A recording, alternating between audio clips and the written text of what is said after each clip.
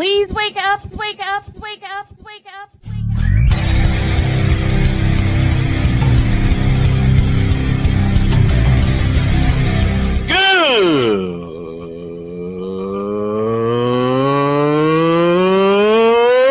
Good morning! Snowman here to all you Brock Purdy and San Francisco 49er haters. Shut up! I gotta thank you, Shane. I mean, whatever happened to the games where breaking 100 points was, I don't know, unusual?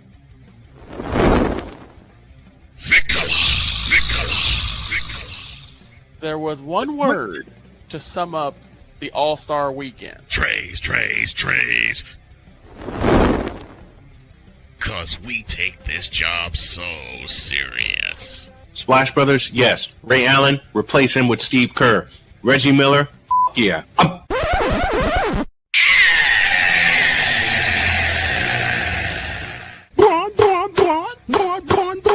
What in the all types of blue hell? I don't know. You I don't want to talk about it. I don't want to talk about it. Oh yeah! Let's go! And I broke. I don't want to talk about it. I don't want to mention. VTube Studio broke. Hang on. just And already. go with the Oh my God.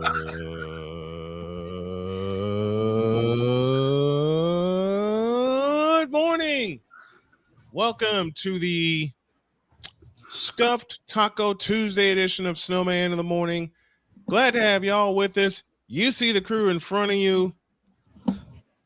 And already, Napoleon Jonah is in distress. Well, We before- What the heck is going on with VTube Studio? Now I suddenly look like I have a case of cricked neck. Before we get to last night's garbage, before we have fun, So last night's let garbage. me just start this show. Let me just start the show the way it should, and the way everybody should be starting this week. Over the weekend, There we go. we lost a legend, John Cena. the great Rob Reiner. Yeah. If you've watched Yes. television or movies for the last 60 years, this guy has been a part of your life. Yes, indeed. And some of the greats, I mean, Spinal Tap, All in the Family, Stand by me. Stand By The Me, The Princess Bride. The Princess Bride. The guy has been all over. A Few Good Men. You go down the Rockford Files. You go down his filmography. It's amazing, and just condolences to his daughter for having to find him like that, and Yeah. all the mess that's going on. Look, for everything that Rob Reiner is, what he gave to us, it will never be taken away, and we'll have that for the rest of our lives. So, the loss of a legend. Now, Oh, no. Napoleon said that his YouTube studio, I think he said it was, or VTube. VTube Studio was where he broke. has a crick in his neck. Yeah, I was for a little bit just stuck. Like this is how I am. I had to calibrate the camera so it actually picks my head back up. Napoleon, I understand because I'm actually dealing with it. I'm actually dealing with a crick in my neck. Now, what happened And- last night? Because I Don't fell ask- asleep. And apparently We will not talk about last night. You know what happened? You know what happened? Just play my clip. Just play my clip. I discovered. Just play my clip. No, I'm actually going to say it live here in a moment. Well, that thing's sleeping. Last night I called Victor, then I called the dog, and I took my happy ass to bed. Yep.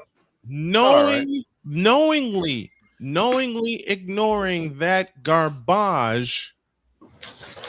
That was Monday Night Football. Monday Night Football, yeah. Look, that game got more heat than Gunther did last night on Raw. You're not wrong there. And Gunther got Dom levels of heat. I mean, my God. Word. you know what? I I'm not the biggest fan of Gunther. I'll freely admit that I'm not the biggest fan of Gunther, but I really hope that with this level of heel heat, he actually really comes into his own. He will. Yeah, but that's what That's what happens when you take out a legend. I mean, True. Roman Reigns is loved by everybody now, and when he took out when he broke the Undertaker streak, when he took the Undertaker out, when he docked the at WrestleMania, that Monday night after, he got booed for like 10 minutes straight. Yeah, but here's the difference. Here's the difference. They were still trying to prop up Roman as a babyface, which was a big mistake because if you're gonna have him go down, if you're gonna have him go against someone like Taker and beat him, he's got to be a heel. I do like this move with Gunther because Gunther's already healed. This makes him even more of a heel. Yep. He did it. And then, of course, they end up also teasing the fact of we all know AJ's retiring next year at some point. Yep. Gunther, AJ. Gunther, AJ in a big ass Truth. We don't know how long Truth's got left in the game. I mean, the dude still look he is in the day over 35, but we don't know how old he is. I mean, Gunther's like, dude, our Truth is like freaking Quagmire, okay? Unless you see his ID, you'll never know. Oh, exactly. That man is absolutely hilarious. That man's the only man that can turn from being serious back to being comical in the span of a couple of seconds, and he's made every single person that he's worked with break. Oh, Damian, you are not right. What did he say? What did he say? Damian broke the seal on the Fanatics feedback zone. Oh, of course. With this comment, quote, last night, I can't even read it. Of course, I'll do it. I'll do it. I'll take it. Of course, for some reason, Mr. Hernandez wants to take a shot at me. Of course. Last night's game was like watching Dolly Parton doing the halftime show in Dallas for Thanksgiving. I don't understand what Damien has a problem with me. Dolly? What is your problem with me? What's wrong with Dolly? What's wrong with Dolly? What's wrong with Dolly Parton? I didn't say anything. I didn't call you Caleb Hernandez yesterday. What are you mad at me for? I did. And it slipped. Why would you do this? Just like McCoffee slipped. It slipped. But you know what? I have this distinct feeling that's going to stick for a long time. Now, I got to ask you a question. A damn thing. What was your Victor? What was your question? I'll just ask the question to Mr. A. Fizzle. Oh no. What? Oh no. What do you do now in Miami? I'll tell you exactly. No, I got this. We're gonna be stuck. We're stuck with Tua. We're stuck with McGenius. We're stuck with Stephen Ross as our owner. So let's just run it back another year because why the hell not? We're on to 2027. So you're basically saying but that's why they fired they fired the GM. Oh wow, that's a great first step. Where's that? No, but that's a significant step because every time a new GM comes in, what do? They get their own guys in. They don't. Everybody that's in there is interviewing for their job. But Tua is making $53 million a year. That doesn't mean you can't get ready. I mean, look at this draft class. How the draft plays out is going to be how it falls to them. Mm-hmm. If there's a guy, I'm not saying they have to rush up and take a quarterback because we all know, we talked about it yesterday. There's a lot of names in this draft, but there's not a lot of players in this draft. Right. But there's guys like Garrett Nussmeier that if you get him in a second or third round, right, and you let him sit behind Tua for a year, right, or you let him Jackson Dart this thing, where the season starts to go sideways, then you throw him in. That could be a way to get it. Drew Aller at Penn State, same thing. They're guys that they're not going to come in day one that you're the starting quarterback. They're going to come in and you're going to be like, all right, look, the team will eventually be yours, but you need some time to learn. And why not learn behind Tua? You get Tua, you let Tua take his lumps, and maybe something happens. Something happens like Cincinnati this year, where a quarterback goes down. Mm-hmm. Then you say, hey, Come make a deal for Tua, and somebody's going to give up a high draft pick. Let's hope. To take them off your hands because they feel they can win now. Please. Okay, I hope that Damien, So apparently, Mr. Hernandez is upset with my Damien team. says, I don't want to piss Pizzle off. What? He's mad enough. He's mad enough as it is. After what the hell happened? Oh, What he so said? apparently He he's upset with- They said the Dolphins should trade for Joe Burrow. Burrow. you can There's tell the face that says, Just a "Are minute. you out of your mind?" Just a minute. This is the look when we say once again the Dolphins should trade for Joe Burrow. Damien, turn off Madden. How? Yeah, Turn off Madden. that's the thing. Yeah, that'd be great if they could trade for Burrow. But how? You understand what that would cost? That would cost years and years of draft picks. yes. And they're not taking Tua off your hand. They're not going to take Tua for Burrow straight up.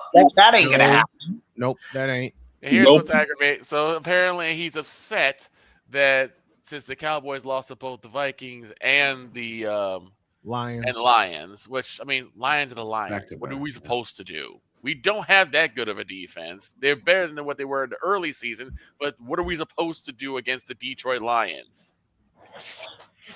Well, I mean, the Vikings loss doesn't do anything. The Vikings are already eliminated, so the only problem now is that are gone. The Vikings are gone. The Dolphins are gone. The Cowboys' only chance. The Cowboys' only chance is have a 1% chance. You have to win the division, which means Philly has to lose 2 out of the last 3, and the Cowboys have to sweep. Damien, and the first game back is against the Chargers, which I don't see happening. Just a minute. No, Damien, I'm gonna read this. Please don't. And I'm going to put Pizzle on the camera when I say. Sorry about that. When I say quote. Thank you.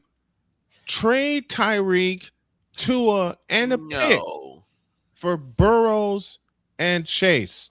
Give me a minute. Give me a minute. Close quote. Yeah, that leaves you at a 0-sum 2 words game because it's basically the same. 2 words for you. Ain't happening. Nope. No. Why in the world would Cincinnati make that trade? Exactly. Why? I mean, yeah, Joe Burrow had an injury this year, but it's not an injury he can't come back from. Right. And he's already back. He's fine. Chase, Chase's only problem was spitting in Jalen Ramsey's face. Mm-hmm. Otherwise, Chase was doing fine. Yep. And you've got both those guys locked into contracts. That would make absolutely no sense. Tyreek Hill might not play again. He's not coming back. Yeah, Tyreek. He's not coming back to Miami. He's not coming back to Miami. But he might retire altogether. He might be done with football altogether. So why would you make that trade? I wouldn't be surprised if this is it for Tyreek Hill. I mean, if Damien is really using Madden, he'd be the perfect general manager for the New York Jets. Oh, God. Oh, my God. You know what? Let's have some fun here. I would actually. Damien let's Hernandez have some for the fun. New York Jets general manager. Let's get that trending. Let's have some fun. Let's pretend, and God help us all, we're trying to help the New York Jets. Sell the team. Blow the damn stadium up, get rid of Jimmy Hoffa's bones, and move them. Blow the sumbitch up. Well, first of all, you don't have to blow up the stadium. You don't have to blow up the stadium. Just move out of Giants Stadium. Get your own stadium. Yep, that's the first thing you do. Second, but the Jets. It depends on where the Jets. It depends on where the Jets are. Where the Jets are located in the draft, because right now I think they're behind the Titans and the Giants, which both teams are not drafting quarterback. So you're sitting pretty good to take Fernando Mendoza. Right. I don't want Fernando Mendoza in New York. I don't want his career. He'll get wrecked before he takes the snap. He's gonna be the first quarterback taken. So I know that. And if the Jets, the Jets right now, they don't have anybody. They don't even want Justin Fields on their team. No, they don't. You're starting Tyrod Taylor. You're not going to go into a season with Tyrod Taylor as your starting quarterback. You're going to draft a quarterback. So you take the best quarterback available. Let me say this to a friend of mine who was all in on Justin Fields a few years ago. Dear Bay, I told you about Justin Fields. Bay, who threatened to beat me up after what happened in the draft. We got somebody waiting. What?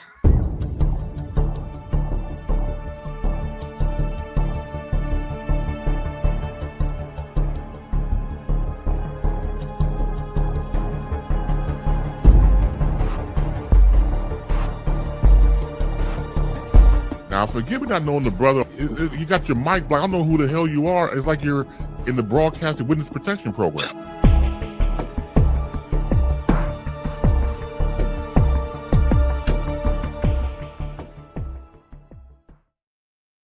The man, the myth, Here's the the legend. playmaker. Original Splinter Cell himself. Agent Zero is here. What's going on, playmaker? Y'all tell me. What do you mean we tell you? You tell us. You're here. Yes. This is your scheduled day anyway. Oh, sure. I say, Victor, you tell me what's up. What did I do? What? Hold on. First, I get roasted by Damian Hernandez. Now you come here blaming me. What did I do? Wait a minute. You forgot. Speaking of which, speaking of Damian, didn't you watch a certain show yesterday? Oh, I certainly did. I certainly did. 1, 2, 3, kick. 1, 2, 3, kick. I watched that this morning. First, I watched that this morning.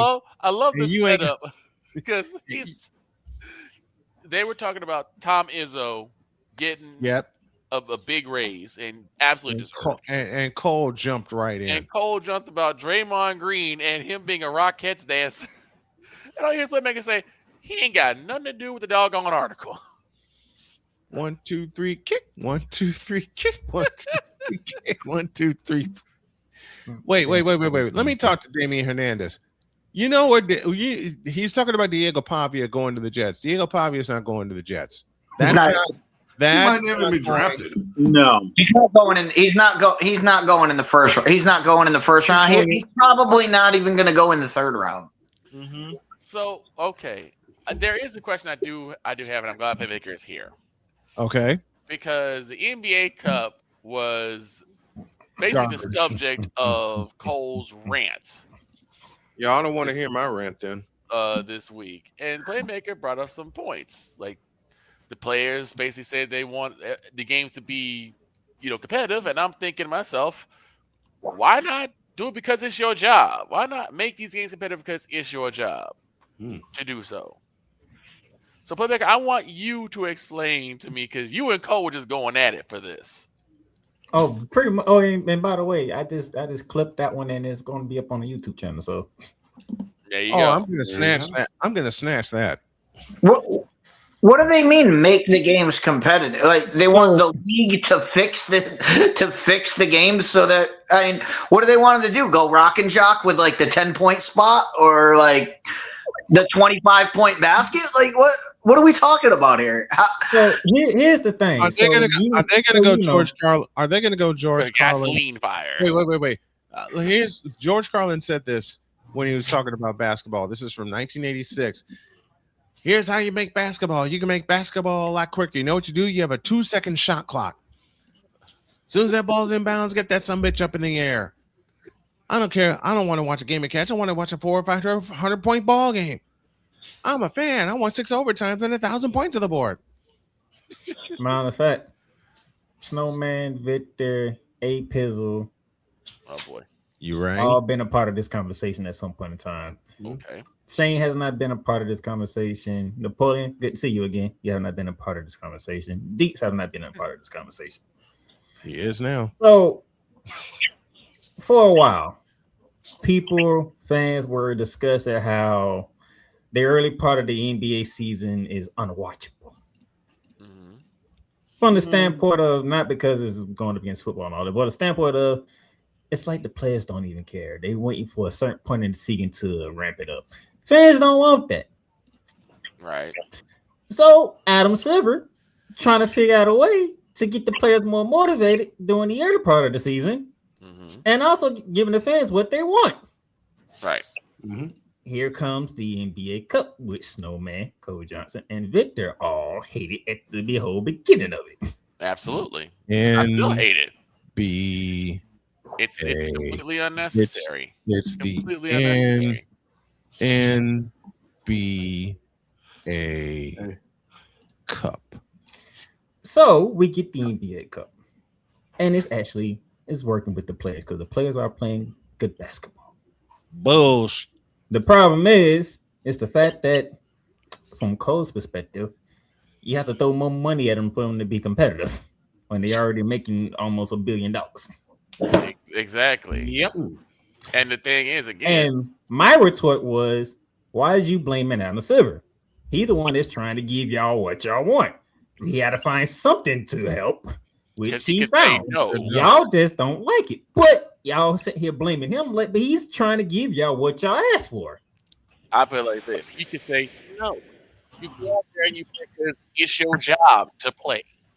You go out there because we paying you $1 million already to play. And like I was trying to tell you yesterday, Victor, do you not realize what generation you're dealing with? That's the problem. Like, what happened? And I said it in the comment section. What happened to just basic pride? What happened to pride? What happened to honor? What happened to integrity? Say, I want to be the best team on the doggone court. I want to be the best team on the NBA has become the NBA has become a players' league, not a owners' league anymore. And that makes it even worse. Because I have a reason, but I can't say Hold it on, until Snowman. tomorrow. Hold on, Snowman. That's the biggest problem because now it shows that the players have absolutely zero gumption, zero nerve, zero nuts because they wanted to. I just want to go there and just put my points up and get my money. No, I want to go out there and be the best. He said zero. No one ever was. He said zero nuts. I love you for that statement, Victor. The biggest problem with the NBA Cup is that it's spread out over like 2 months. Yeah, because it started Halloween. It's supposed to culminate. When does it culminate, Playmaker? That's it tonight. Tonight. Right? So 2 months. But a month and a half. There are you don't have just all right, the NBA Cup is going on and people are playing through that. You have teams that are playing in the NBA Cup, then they go play another game that is just a regular season game. Then if they're still in it, they go back to the NBA Cup, and it's confusing. And for somebody that I would probably be interested if I was all right, this weekend's games are all NBA Cup games. Then you play your week games.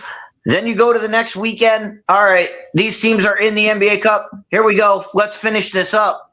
I would probably be interested in the championship. I have no idea what they did something similar to that, dudes, because that's what Friday was. Friday was NBA Cup Friday. Right. They didn't change it until they got to the knockout stage. That's when last week, Tuesday and Wednesday, became the next round of games, and then you had the semifinals this Saturday. Now you got the finals today. But that's what they did with Friday. If they did a March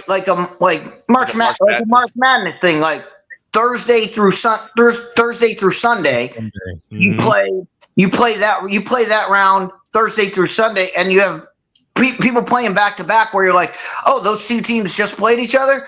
Those are the winners. Let's see the winners play each other. That's what people want to see. They don't want to wait 3 weeks to get to the next round. By that time, I'm I don't even know who's playing. I don't even care anymore. But I do apologize. I'm being a bit rude. Playmaker, you talked about the generation. So what is this generation? What is this generation? Stupid. Let's look at the world in general with this generation. Okay. The things that Snowman group, the Snowman Cole Johnson grew up doing and knowing. Yeah. That's not what this generation is doing. Hell no, it ain't. You ever realize every generation brings something different to everything? They do something different with everything. Ain't that the truth? Making it worse all for it. We watched the game. We paid attention to the game. We actually, unlike some of the trolls we've had in this chat, knew what the hell we were talking about. So then why are they propping up this generation over the last generation if the last generation was more athletic and more skilled? I have an answer, but I won't say it until tomorrow. Because it's what this generation wants is A, they want to get paid, but B, what do they do? What is everybody trying to do in this generation? Everybody's trying to get a viral clip. Mm-hmm. That's what they want. They don't care about a game. They don't care about Wednesday night in Milwaukee. They care about a game that's going to get clipped out that they're going to be able to showcase on. That's it. Which goes back to Victor's statement that he made to me several years ago. Everybody wants a Sports Center highlight. They don't want to play the full game anymore. Everybody wants a viral clip to add to what Deet said and to what Victor said to me. Like I said some time ago, everybody wants just a Sports Center highlight. They don't want to focus on the game. And I will throw some of that fire at the feet of the fans because the fans apparently don't have the attention span over a doggone Wendy's commercial because they just want to go into the highlights. They just want to watch the highlights and get what they want and then leave. And it's like there's more to the game than just highlights. Okay. This is where I mess with Damian. And Damian, I'm warning you for this joke. I am messing with you. But they have the attention span to Damian Hernandez watching Caleb Williams. Oh, he doesn't like Caleb Williams. That's the thing. He likes DJ Moore. He doesn't like Caleb Williams. Okay, I'll change that. It's like Damian Hernandez's attention span when concerned with one Justin Fields. How about that? Fair enough. But okay, so it's like Napoleon's. And Napoleon, I'm messing with you. It's like Napoleon's attention span when watching the Raiders at all. Ooh. No, change that.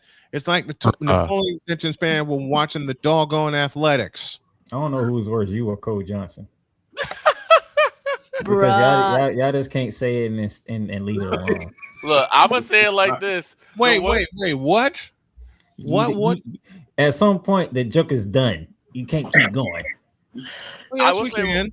Also, what was funny was Cole immediately puts at the fire of "You Kang" because of load management, and that's what set up this big argument between Cole and Playmaker. He's like, it's not just LeBron James now. I'm like, wait, hold on. You know what? If we started by Kawhi Leonard, so I don't know. Who said that yesterday? Who said that yesterday?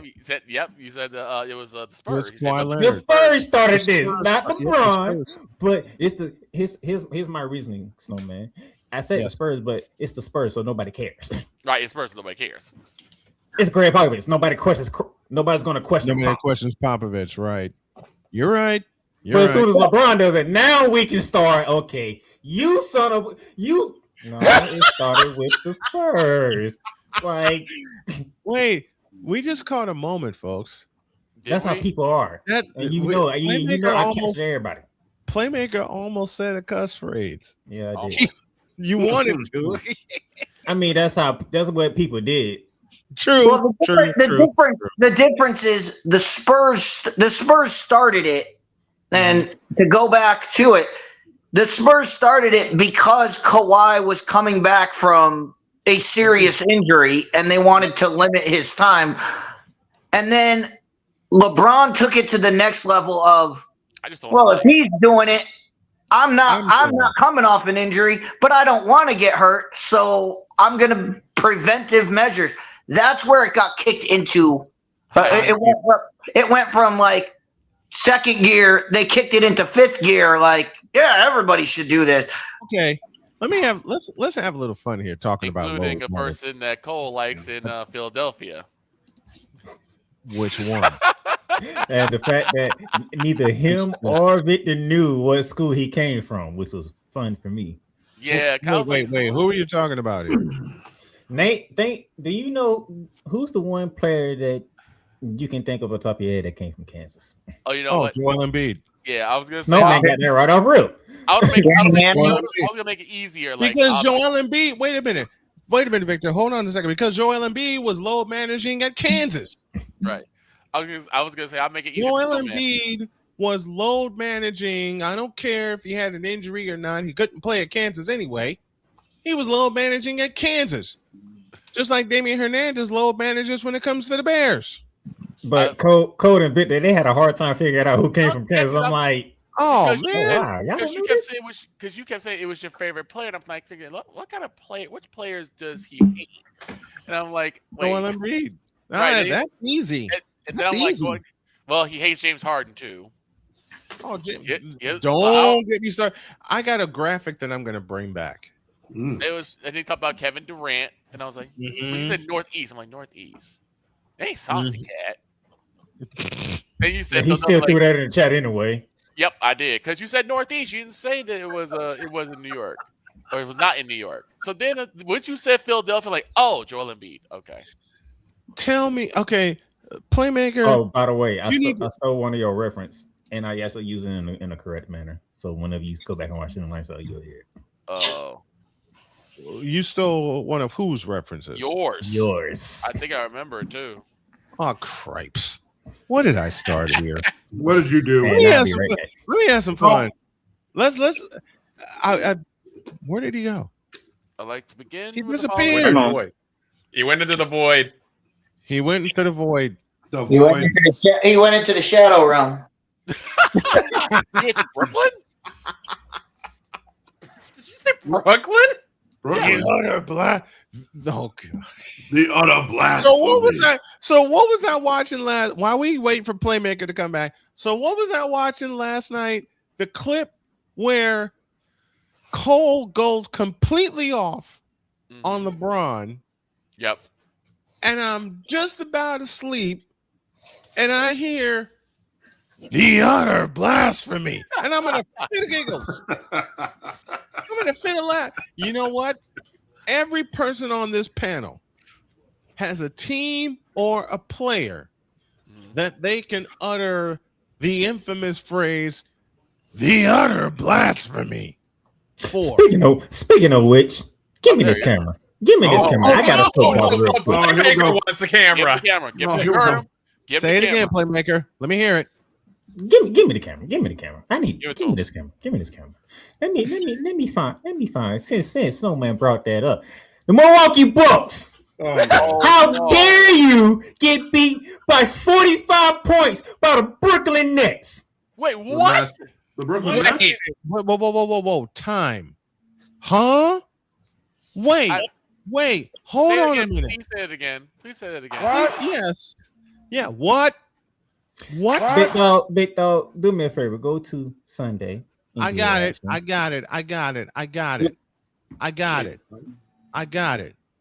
I'm doing this. I'm doing this now. I got most of the parts I need for the studio construction. Let's go back to Sunday. Okay. Did Giannis? And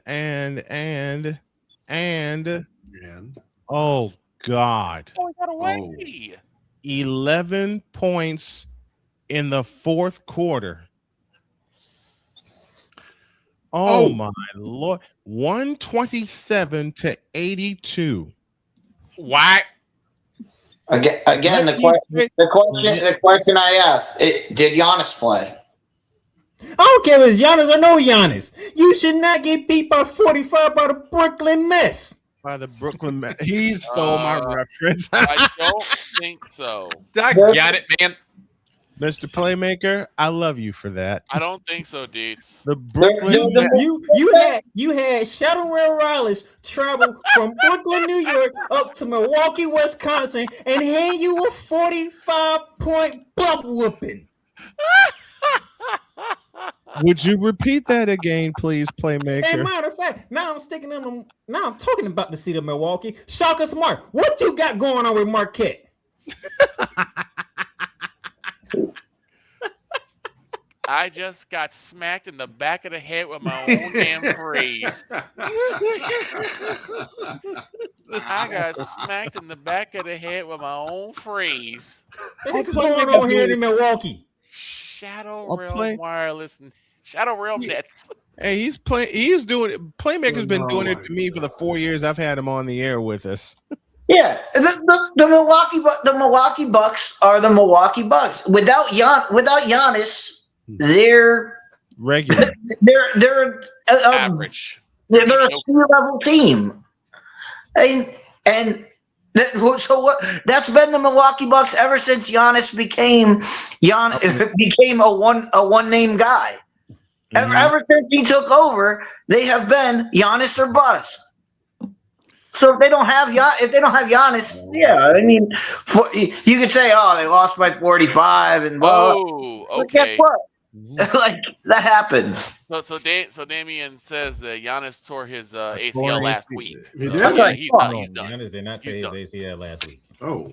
Where did he get that from? Because I know he didn't get the same sources that I got. Mm-mm. He did not tear his ACL. He has a calf strain. Oh, it's a calf strain. Okay. That's why Giannis has not been playing. News. But I'm just sitting here like, you let the Shadow Realm Nets. Yeah, and pretty much, and you can tell you how I know the Full Metal Network would have talked about that at some point in time. Yeah, they would have. True. But I mean, if anybody in the NBA, if they get a hot night, you shut it down.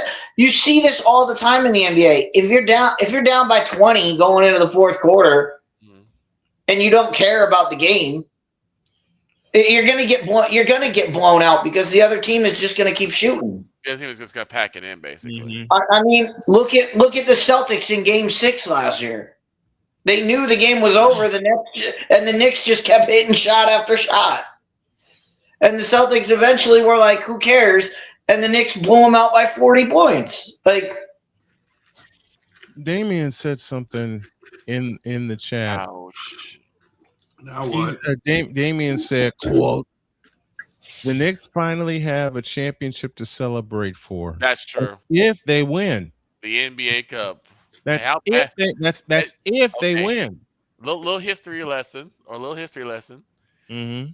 There was a particular episode where our good boy, our friend, our brother in arms, YSL Hefe, came on talking about how much he was not cool with the NBA Cup. He said, unless the Knicks win. Unless the Knicks win. It's the greatest thing since sliced bread. He said it's the greatest thing to ever be created. So if the Knicks win, Wise greatest thing of all time. Absolutely enjoy. Dear Wise, you might get Dear Wise El Jefe, you might get your wish. You know might what? get your wish. And Damien's correct. Y'all do know that Doc Rivers is Bucks coach. Damien, there's nothing you can say to me to explain why they got beat by that many points by Brooklyn. Anybody else, I don't care. Not Brooklyn. Not Brooklyn. Not the Brooklyn Nets. I mean, you might as well lose to the Clippers by that much. What did I start with that phrase? I mean, what did I start with that? If they would have lost by the Washington Wizards, I wouldn't have bet an eye, even though it's the Wizards. The Bullets. What they lost that much? What they lost by that much? They ain't earned the bullet. They ain't earned the bullets for. They ain't earned that. They're the Wizards till they score over 40 points and a half. Fair enough. Till they start winning. They are the Wizards are such a bad basketball team. The Wizards, the Brooklyn to do that to you. The Brooklyn mess. I have a problem with that. Brooklyn should not be beating nobody by double-digit points. See, Playmaker took my phrase. I'm gonna take his. He just put me in a stupid realm. I mean, we just had the box score up. I mean, how many threes did the Nets hit? Let me see. Just missed it. Backwards. Back there. Team stats. There we go. Team stats. Right here. I got it. You got it. I got it. 1943. 19. 19 to 43. 19. 3-point percentage was 44.2. So they were just jacking up threes. I mean, 42 threes. They were just jacking them up. Thing is, the Bucks did significantly worse. They were 8 of 35. Right. But you think about it. If you're down If you're down 10 going into the fourth quarter and the other team just starts jacking threes, well, guess what? That 10-point lead is going to stretch. That's going to stretch to 30 real quick if the other team is just bombing threes. Matter of fact, let me read this headline. There are 78 Let three-point. me read this headline. Go ahead. Yes. Next route Bucks 127-82 to match franchise record for margin of victory. Woof. Woof. Oh no! Jeez. What the hell? Match.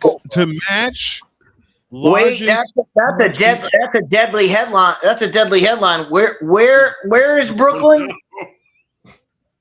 Brooklyn is in what? New York. Yeah, Brooklyn's- New York. What happened the last time somebody had a franchise record margin of victory? What happened to the head coach the next week? Fired? You got fired. Oh, they were fired. He gone.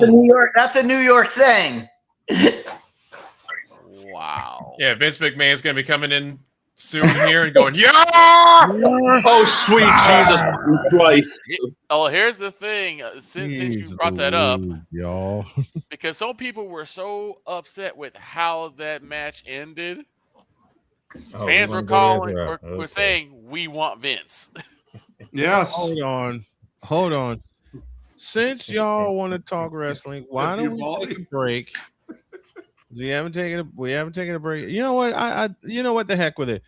Y'all go. No. Go ahead. Let me end this quickly. Then we take a break because I want to get my football takes. Okay. Yep. So, how about them Rams? Here's the thing. How about those Rams? Let's go to Saturday night's main event, right? How about those Los Angeles Rams? We know what's going on. It's John Cena's final match. He's not going to wrestle no more. He's done after this. Yeah. Yep. Now, before I get started, I'm gonna say, like I said last week on Monster Wrestling, my NXT stars, y'all showed up and y'all handled the spotlight very well. Obafemi, Sol Ruka, Javon Evans, Leon Slater. Thank you for handling the spotlight very well. I really liked Obafemi's match. Really enjoyed his match. Right until Drew came out and put those in that one. And then Drew. And then let me go ahead and get my quick soapbox out the way too. Next time, do not give Joe Hendry a 10-minute spotlight. What you got, hey guys? You want to see my John Cena impression? No. Goodbye. Goodbye. They literally gave the. I saw the Miz like, why is the Miz in his ring gear? What's gonna happen here? Our dude comes out. He has. Oh, you took this person's spot in the tournament. He took the ball. Now all I see was HEND. I'm like, oh, Miz, don't say his name. Miz say his name in. Wave your hands from side to side. I believe in Joe Hendry. I'm like, ow! I have no problem with Joe Hendry. Again. Here's my issue. Okay, what's your issue? They use it so freaking much. I'm about tired of it. I understand. That's fair. Again, I do understand. Did it break again, Napoleon? What do you think? Oh yeah. His head's bobbing up and down. It's broken worse than Triple H's booking. It's broken. Now we get to the Gunther and John Cena match. First of all, if y'all didn't know what was going to happen, y'all just being blind and stupid for whatever. Y'all was asleep. Like we knew Cena was going out looking at the light. As soon as we knew Gunther was in the tournament, okay, so it's going to be Gunther. Okay, yeah. So we have an idea how this is going. So John Cena's passing the torch to Gunther. How are we going to pass the torch to Gunther? Then I thought about it. I'm like, I know how this is going to go. The only thing I have a problem with, I knew he was going to go down, and I knew it was going to be some form of submission hold because that's Gunther's specialty. My only issue is I would have rather had John pass out rather than. Here's the thing, y'all don't. Much. Here's what. And by the way, none of y'all have done this, but it has happened. And the podium, if you have seen this, you probably can verify for me. We have actually had grown ass women and men crying the fact that John Cena tapped out, which is rolling. Yes. It's had me rolling. It's real to me, damn it. I'm sitting here like, do y'all not see the poetic that is in all this? For 20 years, this man talked about hustle, loyalty, respect, and never give up. Never give up. Never. His final match, meaning he's not Those jorts would not be seen ever again. Them sneakers would not be seen ever again. Yep. The wristbands, armband would not be seen ever again. And how do they end it? He gave up. He tapped out. And he smiled while doing it. Mm-hmm. He smiled while tapping. We got nothing else to lose. Right now, he's done. He's accomplished everything. You got nothing else to lose. He's accomplished everything. I don't mind the kids crying because they don't understand poetic justice and all this. Right. That's fair. Right. But grown men. Like I said, it's still real to me, damn it. It's still real to me, damn it. Go, John. Oh my God, Napoleon. I quit. I'm out. This was like Napoleon. If you weren't a 3D YouTuber, I'd sock you right in the eye. Right.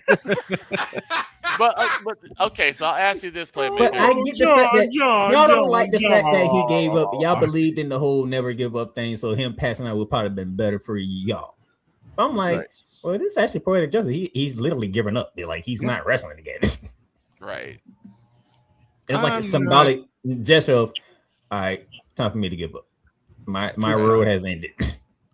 He's seeing the end of the tunnel. But I'm just like, man. And to repeat Napoleon's joke, John. But I will say this. Now here's the question, because I already said before, I haven't been high on Gunther. I don't really see the charisma that he has. Mm-hmm. But what I will say is last night. That I will say last night. He soaked it in. I loved it. He fed into it, and I really enjoyed it. AB Media is with us. He was enjoying the crap out of it. He says, I don't have a problem with John Cena loss. It gave Gunther the heat he needed. We talked about that earlier. He smiled while he was tapping. Talking about John Cena. And AB also adds, quiet as kept. Roman Reigns smiled while he was getting pinned by Cody Rhodes. Right. Passing the torch. Passing the torch. Yep. It's just, but I want to see how much he can go into this, because you saw he had a lot of heat with the boys. A lot of grass in your area, Pizzle. Yeah, it's Tuesday. It's a lot. It's Mo Day. It is Mo Day. Here's a question for everybody on the panel. What was your favorite match when you saw the torch got passed? Ooh. Let me start with Playmaker. What was your favorite match when you knew and saw the torch get passed? I got mine. I don't have an answer, unfortunately. I got to think about that. You can skip me. I know mine. Which one's yours? Dees, which one's yours? WCW. When Bret Hart was supposed to pass the torch and he didn't want to. And then he came on and did WCW. That was the greatest thing I've ever seen. The next night. For me, I have two. One, Rock versus Hogan. Yes. And two, Rock versus Hogan was WrestleMania 18. The following year in Seattle, Rock versus Austin, WrestleMania 19, Austin's last match. I got it. I got mine. Go. WrestleMania 14, Shawn Michaels, Stone Cold Steve Austin. Oh, yeah. In Boston. In Boston. In Passing Boston. of the torch, the Attitude Era truly started on that night. Yes. Yes, it did. I have two. And add something to that. Shawn Michaels was dealing with a very bad back in that match. Mm-hmm. Yep. Very bad back. And he still got through, what was it, 31 minutes? Yeah. 31 minutes. Tyson, down goes Knuckles. I actually have that match. There's a That's couple. one of my favorites. Go ahead, Victor. I don't know if this would be considered quote unquote a passing the torch system because the two still wrestled even after that. Mm-hmm. I have two. I have X8, Rock versus Hogan. Oh yeah. But I also have one, the ladder match between Taker and Jeff Hardy. Oh, there's an underrated one. Yes. Monday Night Raw. Yep. Jeff Hardy would not stay down, and Undertaker got tired. Come of up beating here, himself. make yourself famous. Yep. Undertaker just got tired of beating him down. He beat him down, got back on the bike, and all you hear is, "Yeah, like I'm still standing, Taker. I'm not finished." I've got two of them that just got brought to me, and just got brought to my attention. Stone Cold and Jake the Snake from King of the Ring.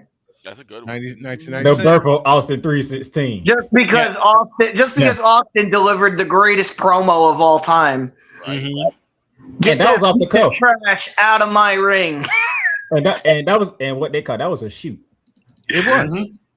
It was.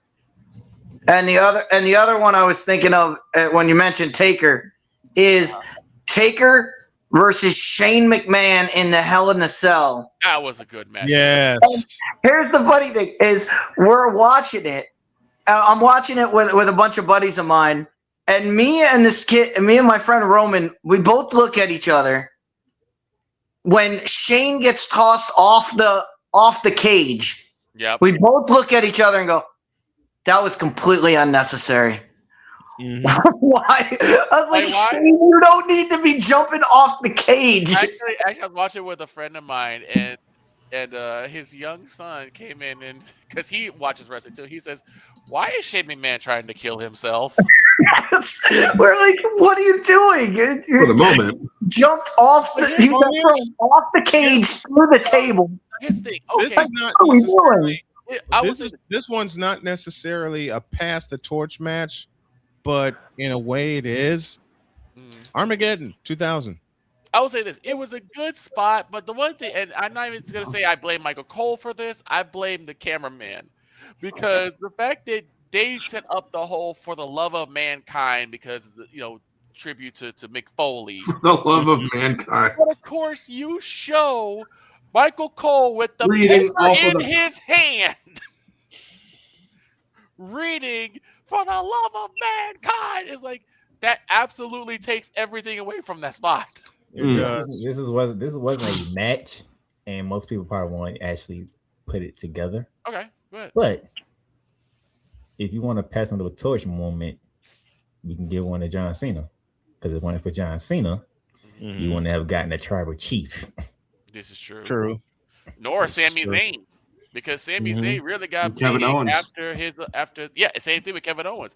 Got their big breaks off of the Intercontinental U.S. Championship Open. Oh, U.S. Championship Open, right. Another one that I think was a great passport spot, and it wasn't necessarily a match, was L.A. Knight having it out with Bray Wyatt, and then Taker comes in, does damage, and then speaks to Bray, basically.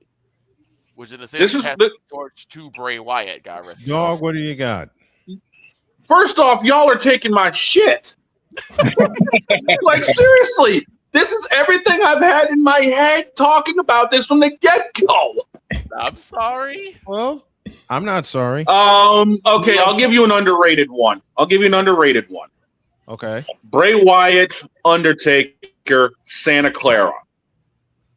Oh, there you go. That's a good one. There you go. And then another torch. I'll give you another torch moment. Bray Wyatt, Cena, Firefly Funhouse, Pandemic. Yeah. Ruthless Regression. Damien has these five. Damien has these five from 5-1. 5 is Taker versus Brock. 4 is Rick versus A. I want to say that was WrestleMania 28. 3 Cena versus it was in Florida, yes. 24. Yep. 3 Cena versus Angle. That's a very good one. I love that one. Yep. 2 Taker passing the torch to Bray. Yep. And then my favorite rivalry of all time, Austin and Rock. The Rock. Yep. It's interesting that he brought up Taker and Brock. You know why? I consider what happened in the main event of Saturday night's main event similar to Taker versus Brock at WrestleMania 30. Right?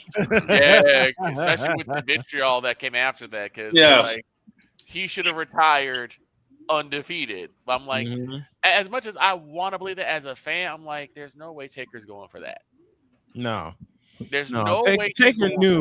Taker knew the streak had to come to an Well, end. the thing is, he has He way knew too it. much respect for the business. He's like, when you are ready to, hang it up, you go out on your back. And here's the funny thing that wrestling fans Do not don't understand. The fact that y'all went after Triple H after John Cena tap is exactly what he wanted y'all to do. I mean, my God. Yeah, if y'all would have just left, it'd been a whole different thing. But y'all went after Triple H. Went after Triple H. Here's the thing, though. It's like it's not gonna do anything because they tried this years ago when they did the whole Randy Orton Daniel Bryan spot. People are like, I'm canceling the WWE Network. I'm canceling WWE Network. Guess what? WWE Network still did double the purchases. Mm-hmm. Look, Goodness. the brass knows that most fans are hypocrites, or as Daniel Bryan had once called them, fickle. Very fickle.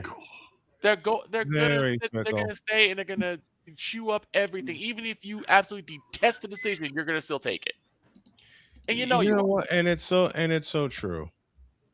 It is so true that they do that.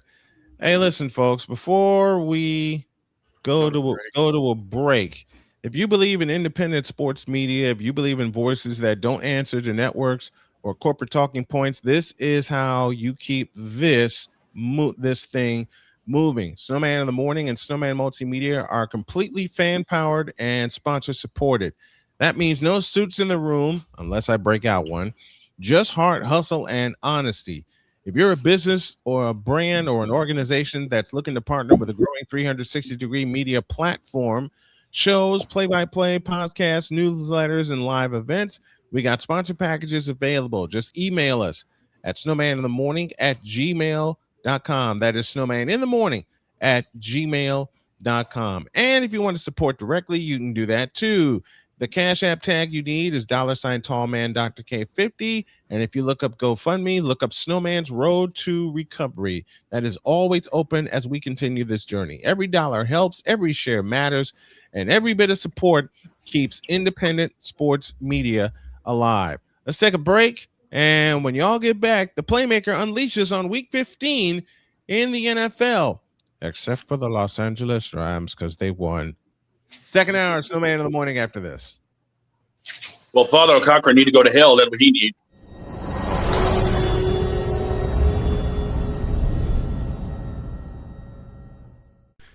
Hey, Chicago, it's time to climb. Excitement is in the air as we come together for something extraordinary. The Climb for Chris fundraising event, a celebration of strength, community, and unwavering hope. One of our own, Brother Rice class of 2009, a leader, a coach, a friend, a father, Chris Hilliard has spent his life lifting others up, guiding young athletes, inspiring students, and taking every chance to explore the world with his wife Lauren and their 1-year-old son. But in September of 2024, everything changed. Chris was diagnosed with a rare, aggressive brain tumor. Since then, he's been in constant, grueling treatment, traveling out of state almost every other week, from last-minute flights to long hotel stays to meals and rental cars. The bills add up fast. Chris is now a part of an international clinical trial, a treatment path that gives real hope. But staying in the fight means staying in the program, and staying in the program means more travel, more time away, and more mounting expenses. So now it's our turn to show up for him. Join us at Climb for Chris, featuring live music from Maggie Speaks, great food, drinks, raffles, and a community ready to stand tall. Every dollar raised goes toward Chris's medical and travel costs so he can focus on healing, not bills. Every $10 makes a difference. And if you can't give today, sharing the page helps more than you know. Chris is always the one who shows up when it matters. Now we climb for him. Be a part of the miracle. Be a part of the movement. Join us, support, pray, and share. Together, we climb. Learn more and contribute today at Climb for Chris by visiting climbforchris.com.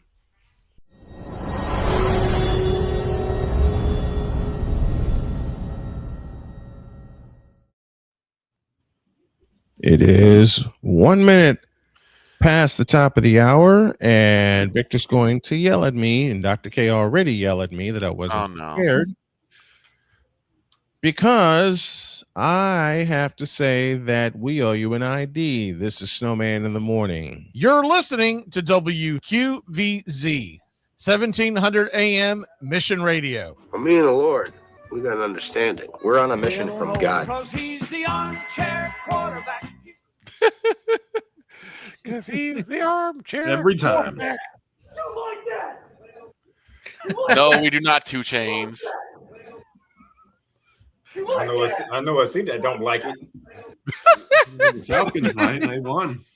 They won this. The Bucks don't. I know a city that don't like it. Tampa Bay. Tampa Bay. 11:02, 2 after the hour. The Playmaker's here, hanging out with us for hour 2, and okay, Playmaker, cut loose. Matter of fact, I'm gonna start off soft. So, NFC South, what y'all got going on? Because we had this whole thing about the Bucks and the Carolina Panthers, and all of a sudden Thursday night the Falcons want to walk into Raymond James Stadium and knock off the Bucks in prime time action, and then you had the Saints go home, face the Carolina Panthers, and they decided to beat up on the Panthers. What's going on in NFC South? Nobody wants to win it, and I talked about this yesterday. No. I talked about that. I talked about this yesterday with Mr. Spivey about because Panther fans that went in my Discord, they lost their mind. They were like, "This is conspiracy. This is rigged." Victor, what did I say what did I sing at the end of the stream yesterday? The season's upside down. I'll edit it since Playmaker's talking NFC South and what happened in New Orleans.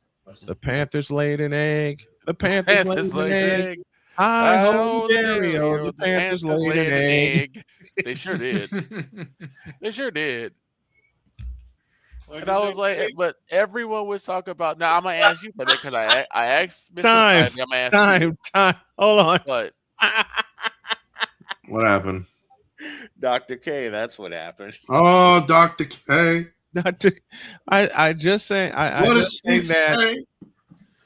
And this pretty woman behind me goes, "Bless you." Yes. Because bless you. Just a moment. Dr. K, she got a question. Oh no! Don't ask. I am begging you because, and I'll tell you why. I'm begging you not to ask because whatever question you had in mind, I already asked it Sunday night. Any question you had in mind, Playmaker, and I see you laughing over there. You know who I'm married to. I know exactly who you're married to. You know that's why Monday night is so interesting. Man, Monday night. The solo game. Monday night. The Civil War. Is the Monday night is the Snow House game. Is the Snow House game. You going? No. Oh. Why not? Can't. What?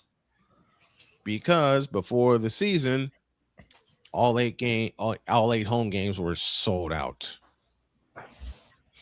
All the home games were sold out. Trust. Listen. When we did the schedule, Jody's first words to me were, "Can you find a way to get us into Lucas Oil?" Baby, I'm gonna try. 24 hours later, baby, we can't make that game. Why not? Then I showed her. It was sold out. Now, as far as getting a press pass goes, that didn't pan out well either. So I tried. So the next best thing is me putting this headset on, and instead of y'all listening to Joe and Troy, you can listen to me do the game next Monday. I don't know how you're gonna feel about doing that game. I'm already locked in. Look, you can't get excited about both teams because everybody know you're a 49er fan. Say right now, you don't want to see Phil Rivers live and in person. I'll tell you right now, I'm taking offense. Nope. You know, You're taking offense. Okay, listen, I gotta do it. I gotta do it. This isn't the most important game. This is a playoff game here. I gotta do it. You know what else? You know what other song? Just a minute. I have no stake in that game. Yes, you do. No, I don't. What other song? You know what other song I was singing? What?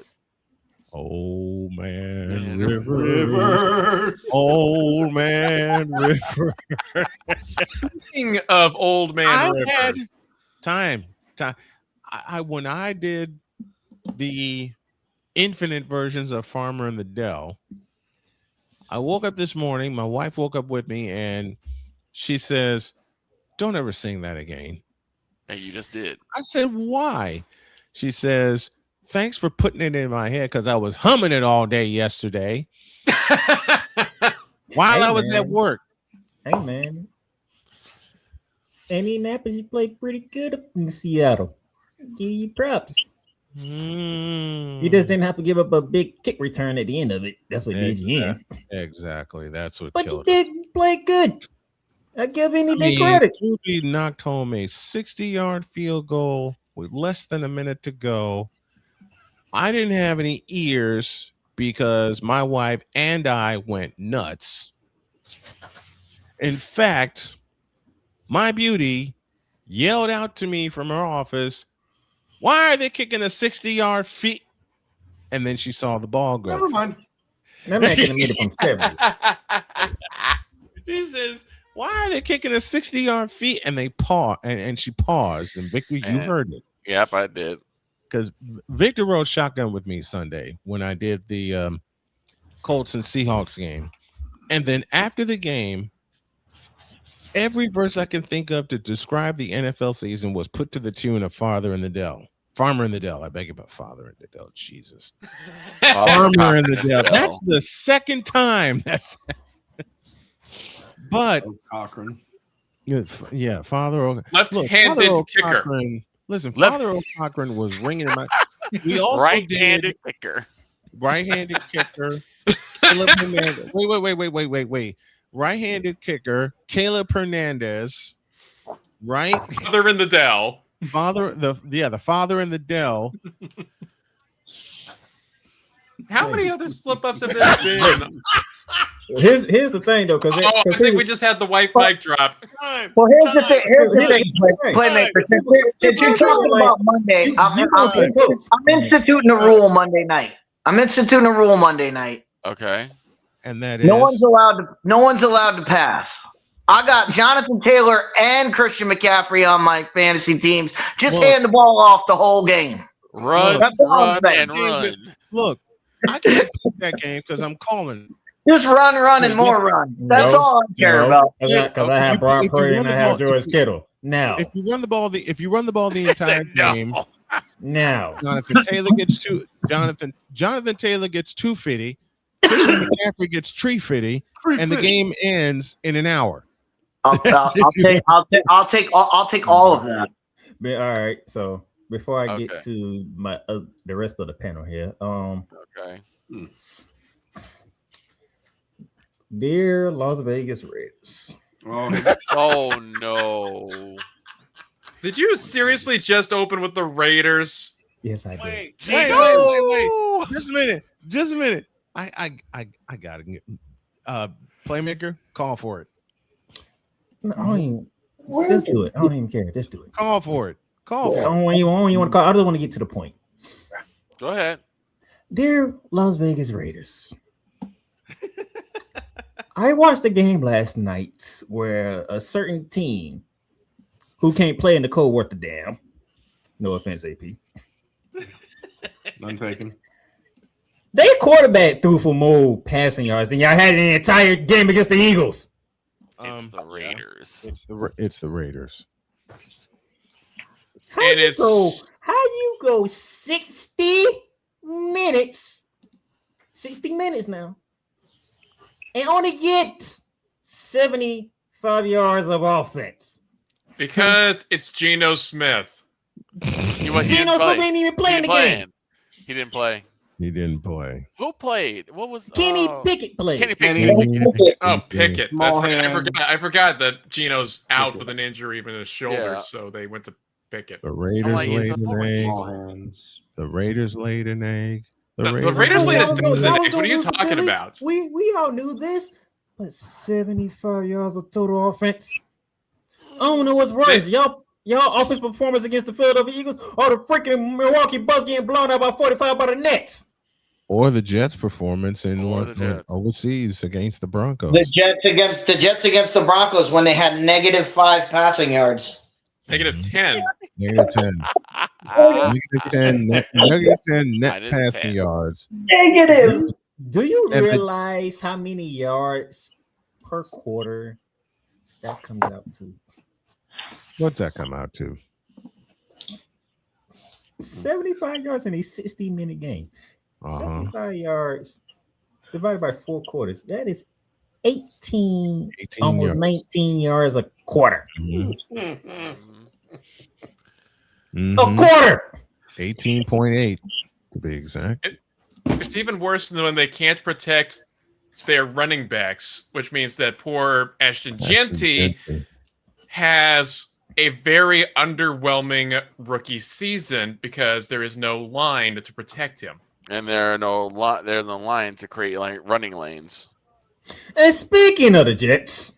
Oh no. Oh boy. Oh jeez. Speaking of Kermit the Frog. And sorry, Ryan McCarthy, for this, but I must say this. Kansas City? If anybody want to know a way for you to fire your defensive coordinator, just go against the Jacksonville Jaguars and have Sunshine look like the second coming of Troy Aikman mixed with John Elway. Oh, here comes Mr. Sunshine. Oh, Mr. Sunshine. How in the world you let Trevor Lawrence throw for 5 touchdowns and also run one in? 45.3 fantasy points. Yikes. Thank you very much. Yikes. And by the way, there's a position called running back that y'all must have forgot on defense. Of course, because 3 of the 5 touchdowns went to Travis Etienne. Travis Etienne. There's something called running back that you have to cover. Yes. And by the way, only rushing touchdown, which is the most egregious one by the Jets, y'all literally let that man run for 70 goddamn yards for an end zone. I mean, there was not a soul that touched him either. Not a soul that touched him either. He got through the line, kicked in the 5th gear, and then by the 20-yard line, slowed it in the 2nd gear. He was gone. Mm-hmm. He could have moonwalked into the end zone at that point. That's when I knew. I said, yeah, Jets was finna beat the brakes off these boys. 48 points. Ouch. 400 plus yards of offense. Now you got Jaguar fans out here saying, oh, they sound like Cowboy fans now. We going to the Super Bowl. Please no. Please don't. Please no. Victor, you know I'm not lying because you know what seat I stay in. Because right now, Playmaker, the Cowboys have hold on. Playmaker, don't you ever in life make that comparison again. Because the Moroccan Republic is still chattering. You know what seat I stay in, so you know I ain't I know. That's why I made the joke. Go ahead. Moroccan Republic is still chattering. That's what makes it so bad. Go ahead, Playmaker. So now I got Jaguar fans out here. They feeling themselves like, first of all, Bear fans are too. Y'all have not seen the Chargers. You about to see the Broncos in the Mile High City this weekend. And let's see how that goes. And they're gonna get blown to smithereens. But you got to go against that defense. They're gonna the Broncos are gonna push the plunger and blow them to smithereens. Now, just because y'all already beat the Colts because it was in Jacksonville, y'all got to go to Indy to end the season. And we all know y'all don't play well in that building. And that could be for a playoff berth. Just saying. That could be for the division too, because Houston ain't going away. It could be. Okay. It could be. Now that I got my smaller takes out the way. Yes. You take me off full screen because I need to hear from 2 people. And I'm pretty sure the 2 people know who they are. Oh, here we go. Oh, no. What happened on Sunday Night Football? And you ask us this like you do this every single time. You ask us like we know. Yeah. Did you really let JJ McCarthy Minnesota Vikings to win the game? I knew the Vikings were going to win. I picked them on Friday. Did you really let JJ McCarthy look like that? Yes. The man greeted before he even got to the end zone. Here's the thing. Here's what happened Sunday night. The Cowboys laid an egg. Hi ho, the Shut up. the Cowboys laid an egg. Shut up.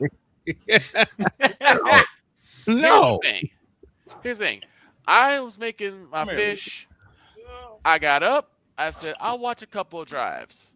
I didn't. First drive, interception. Couple plays later, which took way too long, but we got a touchdown.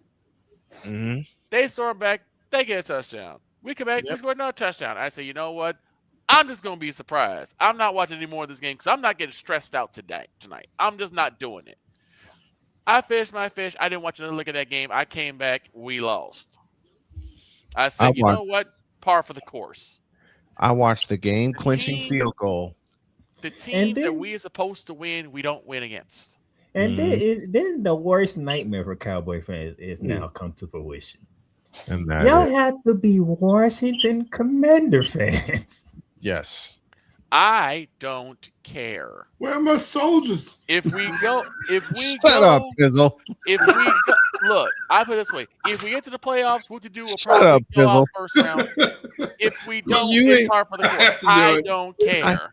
So AB has AB Media has a question from Indianapolis. AB says, "So how many flats? So let me put this the way AB would say it on history. So how many flat screens get broken this week by Cowboy fans?" The answer is yes.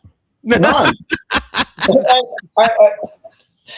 If you're expecting the Cowboys to win this weekend, you haven't watched this team all year. Oh hell no! Thank you. Hell no! If the Cowboys win this weekend, I'm coming on this show personally. I'm cussing out Jim Harbaugh my darn self. Okay, let's play over. Since the Cowboys have to play the San Diego Chargers, and I know they're in Los Angeles. Chargers. They shouldn't have. This is the thing. The Cowboys win games they shouldn't be winning. They shouldn't have won against Philly, but they did. They shouldn't have won against Kansas City, but they did. It's like they're doing good. They're doing good, beating the Super Bowl contenders from a year ago within 4 days. But there's the other thing. You go against the Vikings, which are consistently inconsistent. Yes. You don't know if JJ McCarthy's going to like Patrick Mahomes or Justin Fields. You don't know. And speaking of which, I feel so bad for Mahomes. Oh, I'm gonna get to that in a minute. Yeah, I'm gonna let Victor finish, but I'm gonna get to that in a minute. But I'm gonna just say this: you may seem like we're supposed to know. I don't know what this bonehead team does from week to week. He said bonehead team. They somehow they remember to run the football, and then sometimes they just forget. There's something they remember to put a middle linebacker in the middle of the doggone field. There's something they just forget. I don't know. And then they play man. I think they committed. Anybody. If I remember correctly, they committed these as number one sin. They forgot to put a safety in the back too. Yeah. To play somebody in the middle of the field. And then what we also which leads to Dietz's edited line. Put somebody in the middle of the doggone field. It ain't that hard. The next thing you know, Jalen Davis by the defense by himself. Like, how does he get that open? But I'm gonna say this. The other thing that was proven was that Brandon Aubrey is human. He missed 2 field goals. Yeah, he's human. It happens. It happens. So. I mean, but I don't put too much on Brandon Aubrey. Brandon Aubrey, he's been missed automatic for y'all, so he missed 2. The one from 59, he didn't just miss it; he shanked it. He's known for overcompensating sometimes. He's done that a couple of times. He did that against the Eagles, where he overcompensated and almost did it again, but it squeaked through. But like I said, look, I'm gonna leave AP alone because we already know what the deal was when it came to Monday Night Football. Thank you. I'm just saying this. We already knew what that deal was. I'm just waiting for us to get eliminated so I can be done. So cold. I do not want to keep hearing the Moroccan Republic talking about we still got a chance. It's a 1% chance. We still got a chance. I will borrow from a game. Yet another. When Victor and I lived together, there was a wrestling game that he used to play, and I'll borrow from that game. 1, 2, 3, eliminated. Yep. Nah, Victor, what I want, and we're gonna get eliminated, but who cares? What I want is the Cowboys to college win the division. If the Cowboys sweep the Redskins, they win the division record. Right. They would have the best record within the division. They're not actually win the division. Which no, not actually win the division, but they would college win the division because they would have the best in-division record. Then Napoleon made a request, and I'm going to honor it. Oh God. Napoleon thinking like, what request did I read? This has been yet another Beating a Dead Horse presentation. You know what? At least we get smoked by Caleb Williams. Well, I guess we did. You know what? I'm gonna do something that's never been done on this show before. Go ahead. I'm gonna let y'all keep talking because I'm gonna watch this A-list that Stephen A's gonna put up, and I'm gonna see what kind of A-list he puts up. Oh no! Oh no! Number Do we 5, really care about? Yeah, because he does it every week, so you can pay attention. Okay. Who cares? So wait a minute. Listen, give me this button. Do we really care about Stephen A's A-list? That's a lie. No, you don't. But I don't care. It's Stephen. The fact that we have Uber Fools as our doggone defensive Hold on. coordinator. I got pet duty here. Lucy, you going down? Okay. I got Winnie over here crying to be let out. If I can get off my headphone cord here. Okay, Winnie. There you go. That's what happens when you have a farm. That's exactly what happened. Now, okay. Who else are you roasting? That's exactly what. Hey, a playmaker. That's exactly what happened when I have Winnie, Binks, Pumpkin, and Lucy. Oh, it's Snowman. You got a new nickname. I do. What's that? Draymond Snowman Green by Damian Hernandez. Oh, hey, Damien. There's more championships in that nickname than what you have in yours. Oh, fair enough. Bitch. Fair enough. Okay, who else are you roasting today, Playmaker? Hey, Damien. Hey, Damien. Not only are there more championships in that nickname you gave me than the one I gave you, I borrowed from the great Adam Sandler. The price is wrong, bitch. Okay, I took care of the NFC South. You know what? Since we were talking about the NFC West is a mess. I got one. All right. This is where we start to get serious. Okay. Mr. Love. Oh, it is officially you are bust for the Green Bay Packers. Oh, I agree. Because guess what? You have lost Michael Parsons for the rest of the year. Yes. Oh, yeah. Okay, I'm gonna say going for the year. Before you go any further, I need to call out some individuals because I got very upset and I had to give a stern talking to some of the more Republican members in my committee. Hold on. A minute. Let me do this the right way. If I can find a particular. No, you don't have to give me musings. I'm just to say one thing. That's all. All right, go. I got aggravated because I had moronic Republican members saying that Micah Parsons' injury was karma for turning on the Cowboys. And I'm going to use Stephen A's words since we have a Stephen A fan, much as I hate it. Stay off the weed. And yes, Napoleon, I will send you that one. I don't wish that works. Anybody. My camera stops working. What the heck is with YouTube Studio for me today? Napoleon's camera broke again. I don't wish injury to anybody, and I hope Micah Parsons makes a full recovery. Same. But I hate when fans who feel jaded will sit there and say, "Oh, this is karma because you turned your back on a team." Go talk to the moron, the gun run wannabe that's in the at Jerry World. Talk to him. Victor, damn it. My goodness. Jordan Love, you got to show up now. He does. He does. Look, It has to be Jordan, Jordan Love, don't turn into V Shoujo, okay? Matthew Golden has to start having big games now. Jordan Love, don't turn into V Shoujo, please. Oh no. Matthew Golden has to have big games now because it's got to be the Jordan Love show because the defense is not helping him. So here's how I learned. Oh, here's how I remembered. I beg your pardon. Who was playing last night? Because I saw a message from Napoleon that said, "quote Tua turned the ball over." Tua turned the ball over. Tua turned the ball over. And as I read that, my beauty said, "Who's playing tonight? Steelers and Dolphins." She says, "Okay, it's bedtime now." I watched the first half. I had it on. I fell asleep. I woke up. The score was 15-28. I was like, "Yep, that sounds about right." Click. You know what? Air. I learned. Hey, Pizzle. We talked about wrestling before. Did Minka Fitzpatrick get off the mat yet? No. He got run over. Oh, yeah. DK took him to the mat.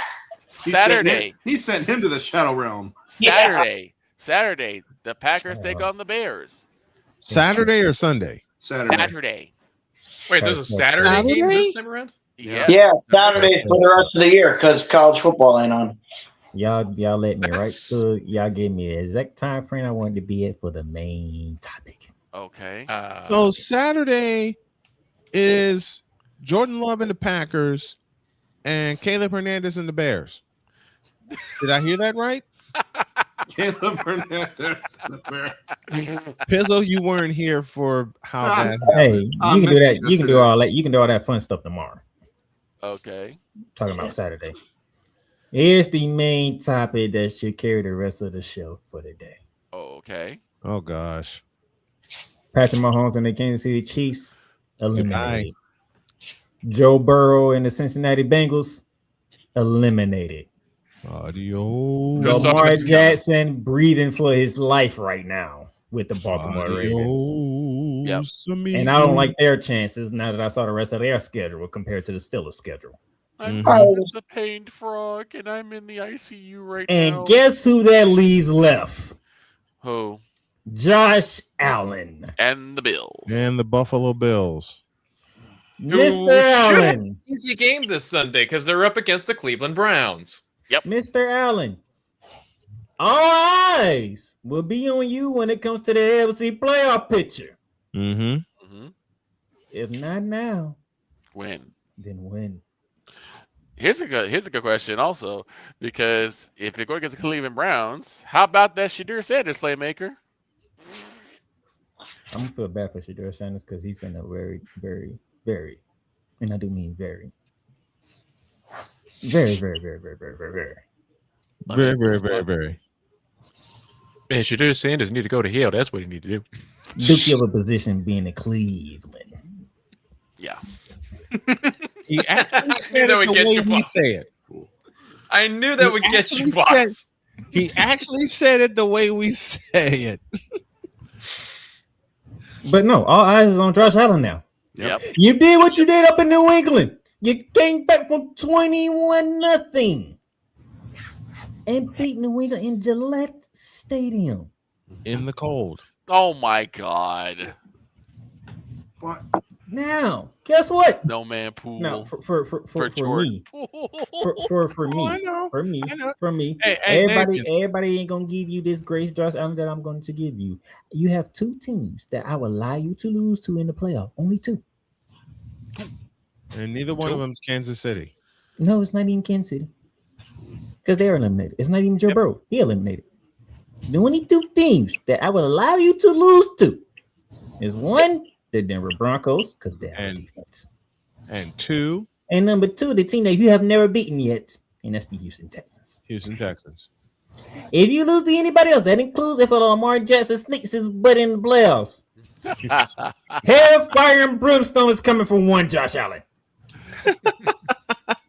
This is not the year for you to not make it out of the AFC. This is the year for you to make it out of the AFC. You should be in Santa Clara for the Super Bowl in February.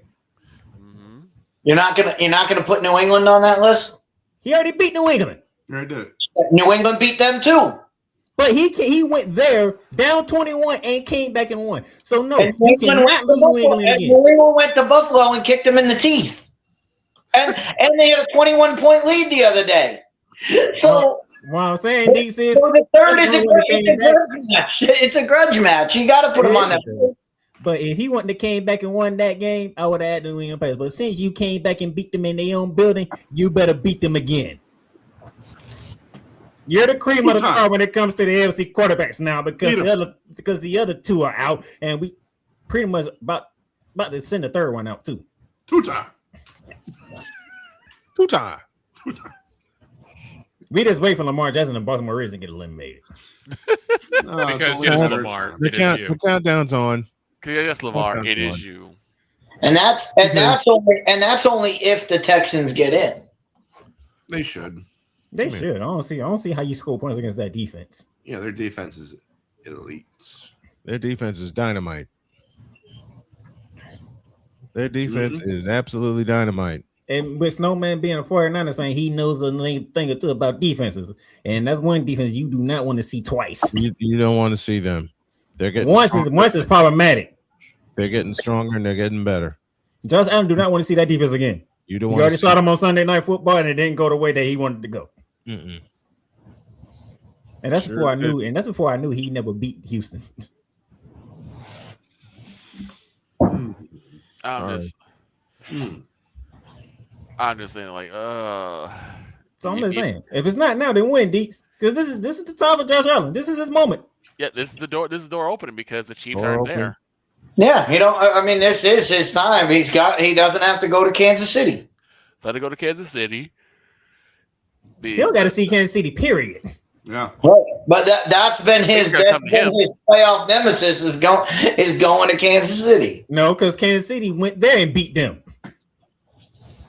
Yeah. So, again, they don't have to see the Chiefs. So Josh Allen should be at the top of the realm, but still, New England. If you're going to put Denver on that list, you got to put New England on the list. You do. Mm-hmm. With what they've done, you have to put them on the list too. Mm-hmm. That's why I haven't seen Denver yet. That's why I put Denver on the list. He haven't seen Denver yet. He hasn't seen that team yet. Not yet. That's a different team. Fair. The thing is, the Eagles have a cake three. You know what? The Denver Broncos have surprised the daylights out of me. Because for me, and I'm taking the Peyton years out of my next sentence, because we all knew when Peyton went to Denver, they'd be competitors. The Broncos haven't been this good since 1989. And of course, they beat Cam Newton. 89, my friend.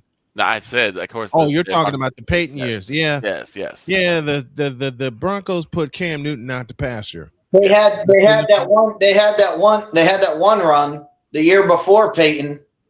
Mm-hmm. With Tim Tebow. Timothy Tebow. When Tim Tebow won them a playoff game. Yeah, won them a playoff game in overtime. Unfortunately, you had to go see Tom Brady in his house. And Tom Brady did Tom Brady things. He did that to every goddamn team. They did. But as far as a whole, these Broncos go, they ain't been this good since 1989. And which defense is least talked about? Say it again. The Broncos. Broncos even least talked about. Broncos. Well, why do you think that is? Because they play out west. It's because why do they win games? Because they play defense. Mm-hmm. They don't play offense. They play defense. They play defense. Yep. There's nothing to talk. There's nothing for anybody. There's nothing for any of these shows to talk about other than they sacked the quarterback. And by the way, even before Michael Parsons got hurt, Bo Nix was still carving up that defense. Oh, he tore him to shreds. Yeah, Bo Nix was making a Bo lever at a lot of people. Mm-hmm. Me included. He is getting rid of that Mo Picks moniker. Matter of fact, let me ask this question. Sure. Do you want to go through the Mile High City or do you want to go through Gillette Stadium? Gillette. Either. Gillette. I'm not going to Mile High. The Patriots seem, to me, the Patriots seem more vulnerable, and Josh Allen exposed them on Sunday. What'd you say that Sunday, Snowman? The Bills simply just said no.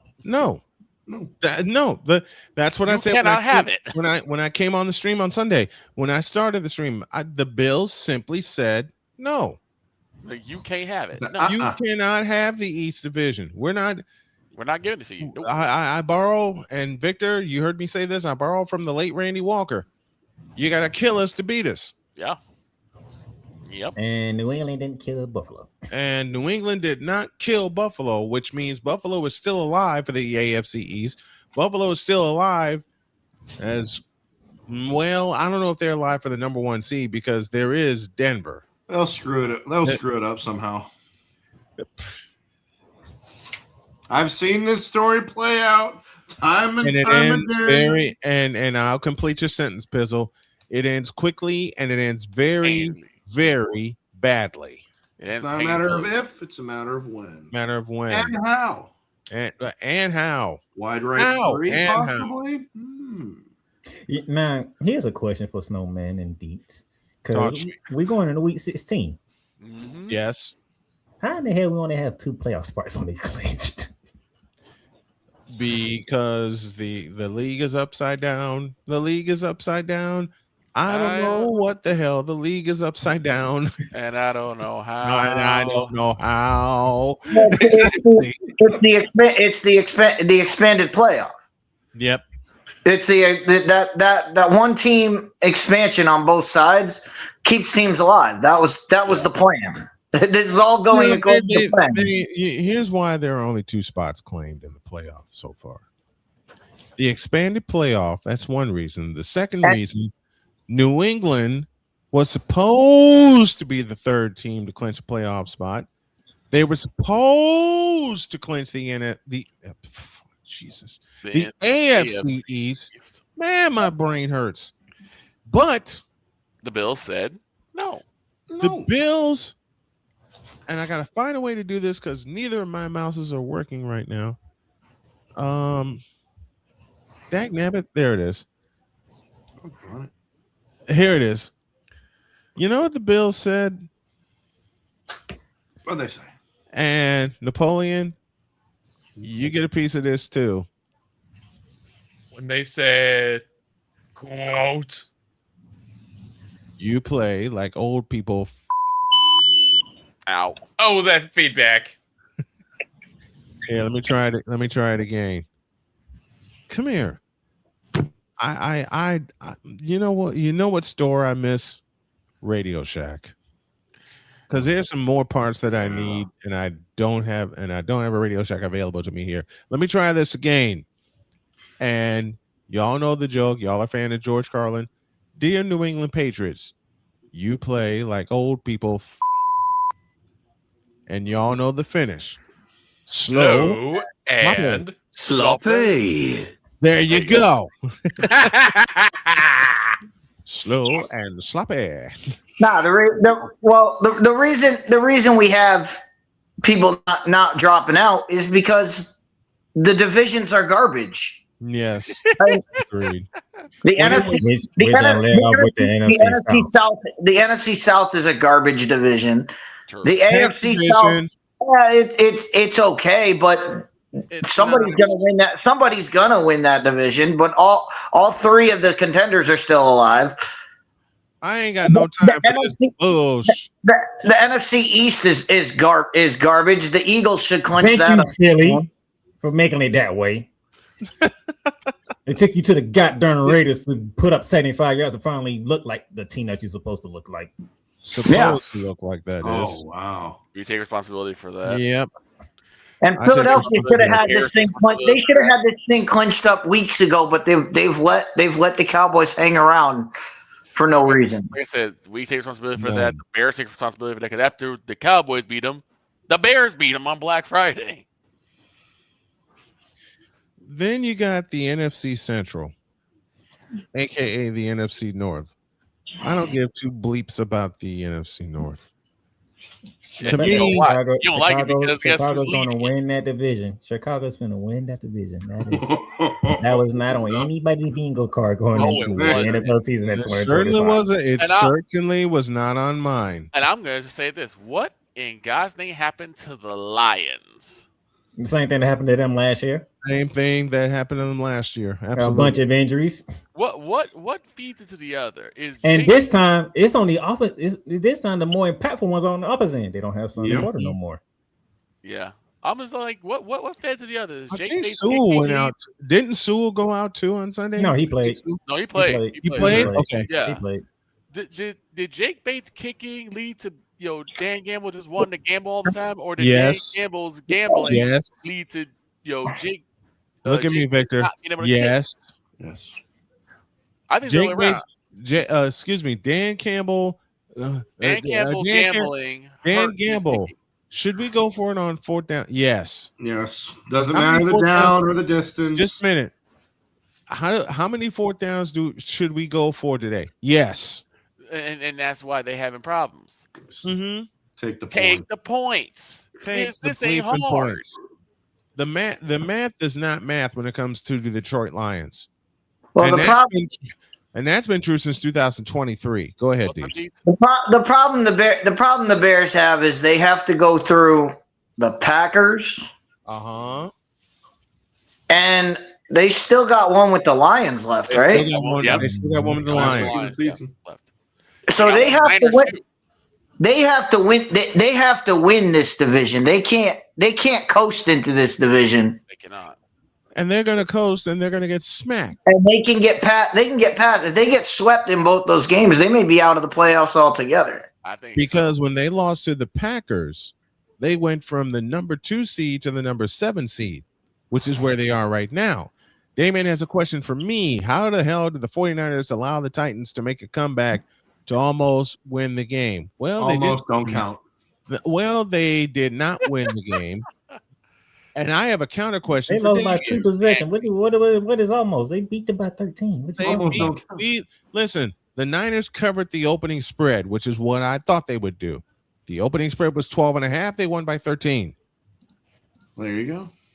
And by the way, since Damien wanted to jump to my division, allow me to talk about my division. Here we Here go. it comes. Yes. Yes, we have a big injury with Devontae Adams.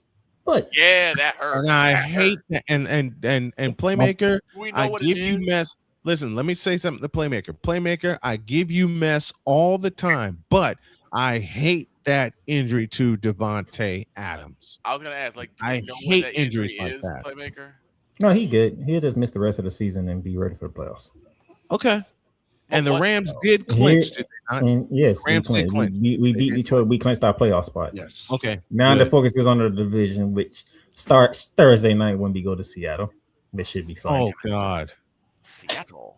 Just don't let Sam Darnold throw the game away again. I might have to put my head. But the guy throws 5 interceptions in one game. But I hear a lot of NFL pundits, and it does feel good to hear them say that when you ask who the best team is, it's the Los Angeles Rams. But let me say this right here on this show right now. Yes, sir. That team in Santa Clara is getting healthy. Uh-huh. And be aware. Beware. I told Bob Purdy got his swag back. The offense is getting healthy. That's terrifying. But I don't have to deal with it, so I don't care. I forgot. Dog crashed. He told me the spreads won't come out till today. The opening line for Monday night's game. Oh, jeez. Oh, Jesus. San Francisco laying 6 on the road in Indy. Okay. And I will tell you right now, that number's and by going the to go way, up. Deets, the further your point about the Bears, you said about the Packers and the Lions. Guess who smacked in the middle of it? The 49ers. 49ers. Yeah, I just said that too. The 49ers are there. Yeah, the Bears have a very tough schedule down the stretch. I'm looking forward to this week. Win your way in. Throwing Dennis Green. The Bears are we thought. You know what the crazy thing is? You know what the crazy thing is? And Damien, you're not going to like my next sentence, but I'm going to say it anyway. There's a possibility the Bears could lose out and get eliminated. Possibly. Because if you expect the Bears to have an easy time in Santa Clara with a team that's getting healthy, wrong answer. Tripping. You're tripping. Thank you for that. They have to win. They have to win. They have to win 2 of those, and they won't. Just to get in, they're going to have to win 2 of those, and they're going to have to hope that one of those losses is not to the Green Bay Packers or the Detroit Lions. So here's the problem. Here's the question, because the thing is that Micah Parsons came in and made himself a nightmare for Caleb Williams. Yep. Who takes that spot? Yeah. Because with Micah out, the Bears may have a easy chance of keeping that defensive line away. Let me say something to Damien. If you expect those 3 games to be easy for your Chicago Cubs or Chicago Bears, Cole Johnson, say it. You tripping? They're not. No. Guess what? And let me say this, Damien. Remember last year when you were barking at me saying, "Oh, we're gonna have a good time in Santa Clara"? Yeah, what happened? A beat up, depleted, injured 49er team hung 38 on your asses. I wouldn't be surprised if the Bears are dogs in all 3 of those games. And speaking of which, the Packers are a 1.5 favorite. Yep, Packers are a 1.5 favorite. Yep. In Soldier Field, that tells you even more. In Soldier Field, even without Michael Parsons. At Soldier Field. You know why? Because they saying Jordan Love and the Packers, they have been here before. Kittle has not. They have. This is a different type of game now. It is. And this is the first time the Bears have played meaningful games this late in the season since 2018. Yeah, because last year they basically had a throwaway game against the Packers and ended up winning that one. Y'all got to finish with Green Bay, San Fran, and Detroit. And Detroit. And you end it with Detroit. You start with Green Bay, you end with Detroit, and guess who's in the middle? San Francisco. You got to deal with the Washington. If there's one team in NFC I do not want to see again, it's the 49ers. It's the 49ers. You gotta deal with the walking conspiracy and George Kittle. Shut up. Let me ask Playmaker a question. And I'm being totally serious when I ask Playmaker this question, and Playmaker and I have talked about this before many, many times. How resilient is this 49er team? They still have a chance to win a division. Yes, they do. That's crazy. And that's despite everything that happened. Despite everything that has gone on. Give me this camera. Dog. Here we go. Us and the Seahawks are 11-3. The 49ers are 10-4.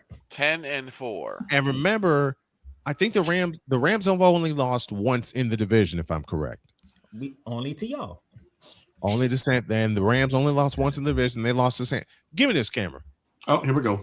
Dear Damien Hernandez, shut up. You should be scared of Brock Purdy and Jared Goff. I have said this the entire season. I've said this since week 5 when I inadvertently called that game when I wasn't supposed to. The scariest and most resilient team in the league right now, you see the sign above me, is San Francisco. Why? They just ain't going away. Saying you're scared of Brock Purdy? After the Rams laid us out and hung 42 points and 454 yards on us, San Francisco has won 4 in a row. Brock Purdy has come back from injury. The offense is getting healthy. They're solving their problems on defense. And oh, by the way, Damien Hernandez, here's a stat for you. You know the team that has the best scoring defense since week 11? That would be San Francisco. That's right. You know the team that has the best overall defense since week 11? That would be San Francisco. San Francisco. So as Playmaker just said a moment ago, Mr. Caleb Hernandez, and I purposely said that. Y'all making these names crazy. I purposely said that joke out loud. First of all, you said you're not scared of Brock Purdy. I would be. Don't pull. Actually, don't put me on please camera. don't. Put me on camera. Put me on camera. I know what the problem is with Chicago fans right now. I'm gonna say this right now. Here's the problem with people like you, Damien, and you Chicago Bears fan. Y'all can't rely on turnovers for every game now. Right. Now y'all going against competition when teams ain't trying to turn the ball over. Right. You can't force turnovers. What's going to happen when you going to make Caleb Williams travel the entire field to get points? Yep. Against defenses like the San Francisco 49ers. Defenses like the Seattle Seahawks. Defenses like the Los Angeles Rams. And you know all three of them are in the same division, right? Mm-hmm. Don't nobody wants a piece of the NFC West this year. And all three teams. Unless you're going to Arizona. Unless you're going to Arizona. And I'm gonna put it like this, Damien. Do not become Damien Sauerbrunn. Please don't. Oh, he's already Damien Sauerbrunn. There's a story behind that will close with. But you realize there are three teams in the NFC West. All three have at least 10 wins. And the team that is the most beat up still has a chance to win the division. And the craziest thing of all, that team in I'm using Playmaker's phrase. That team in Santa Clara has not only a chance to win the division, but they have an outside chance, and I capitalize the word outside, to claim the number one seed in the NFC. Well, if they win the division, they're going to win. They're going to win the number one. This is what happens. Snowman's going to be a Seahawks fan Thursday because he has another date with the Seattle Seahawks. Because if the Rams beat the Seahawks, San Fran has no shot. That's it. San Fran is playing for a wild card, which they'll get it. Yep. But Damien, I know we're all picking on Damien, but Damien, don't fall into the trap of that 4-letter network. Please don't. I'm scared. I'm not scared of Brock. You know what? You don't have to be scared of Brock Purdy or Jared Goff. You know who you got to be scared of? It's CMC and Jahmyr Gibbs. Those are the guys you need to be scared of, because if he can't stop them, you ain't going to stop those teams. And by the way, Damien, Purdy does not have a noodle arm. Caleb Williams Montgomery. Has. I'm around St. Brown. Caleb Williams has a noodle arm. Justin Fields has a noodle arm. And Tua turned the ball over has a noodle arm. Tua turned the ball over has a spaghetti arm. I won't say that about Caleb. Y'all can say whatever y'all want when it comes to them playing the Titans, but the fact that Brock Purdy got his swagger back in that game, that's a scary thought. I'm not going to say about Caleb. He only had 6 incompletions in that game. He only had 6 incompletions in that game, folks. That means Brock Purdy, he's feeling good now. I'm like, oh Lord, and they got their weapons back on offense too. That's right. Brandon Ayuk, which they don't even need Brandon Ayuk, to be honest. No, they don't. They don't need Ayuk. They're going to get Jennings. Anybody? They're going to keep Jawan Jennings and sign him with half of Ayuk's money that they forfeited, that he forfeited, and they're going to find a couple of receivers in the draft to fix the problems that they have right now. But as long as you have number one, who is Ricky Pearsall, who is their deep threat, Pearsall can mirror Alec Pierce from the Colts. Yep. Speaking of, I mean, you still got the walking conspiracy in George. Hey, Damien, I'm glad you put that comment out, because the one person you gonna need to show up is your favorite Bear. Because if he don't show up in none of these 3 games, y'all in trouble. Oh, let's put up a shut up time for one DJ Moore. There is a bet. There's a bet now. Damien don't want this smoke. There's a bet because he don't want that either. He's a Bear fan. That should tell you he's a Bear fan. That should tell you everything, and that should tell you everything you know. Yeah, he believes in the team that risked mortgage, doubled down, yeeted away, and flushed their entire future down the toilet. Say it with me, everybody. I can't. Let me find it. And I can't find it. Napoleon, why the hell are you in my truck? Why would I be in the truck? I don't have those rights, dude. Beat the Bears. Well, not yet. You don't apologize. Come here, Napoleon. Napoleon, say it. All right. The Bears have risked mortgaged, doubled down, yeeted away, and flushed their entire future down the toilet. Say it with me, everybody. For DJ Moore. Less. And then they backed up the Brinks truck two times for Caleb Williams. Yeah, This is what's gonna happen. We're gonna find out how much DJ Moore is worth in his last 3 games. Yeah. Which would be. I'm gonna look at some stats real quick. Come here. And Playmaker, you know this well. Ricky Pearsall made Anthony Richardson look good. Yes, Man, he did. Yes, Man, he did. I kid you not. I was like, can y'all get rid of Ricky Pearsall? That's why I told Snowman. He's like, So here's the thing. You did. All right? You did say that, Playmaker. You did say that to me, Here's the thing. Playmaker.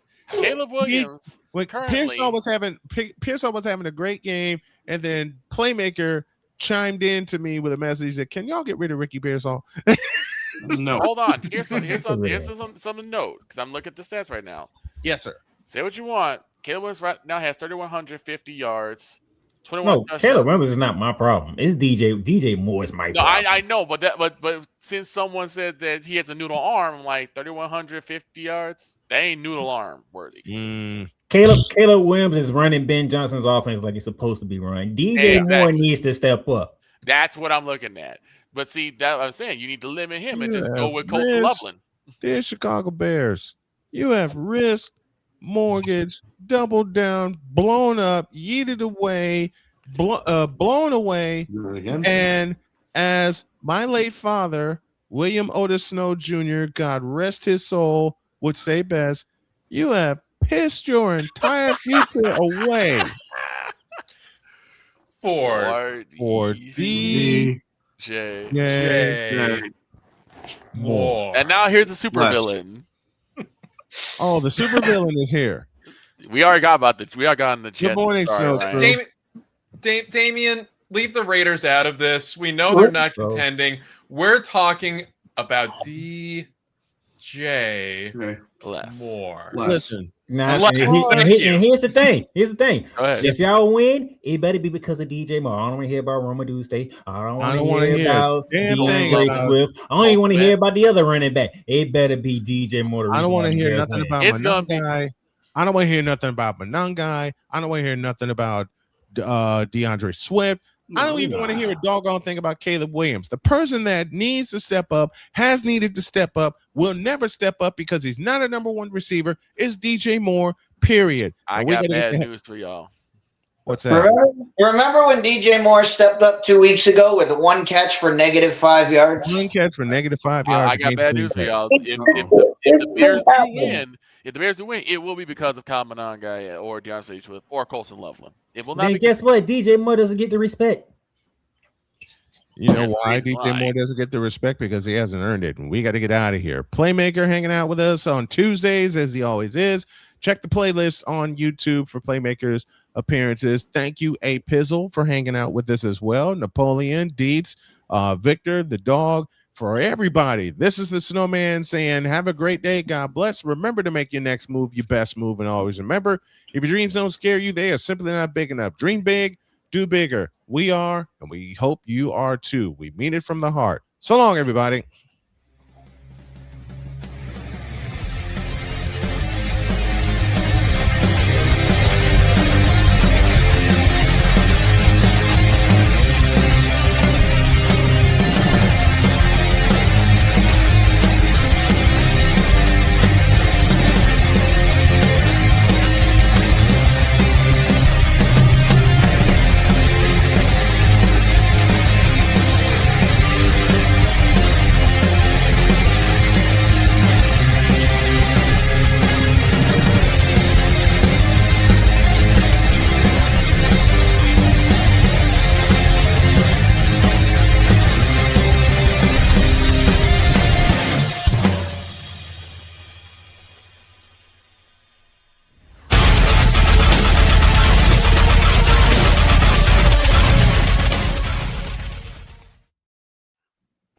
To a certain Brock Purdy and San Francisco 49er hater named Caleb Hernandez.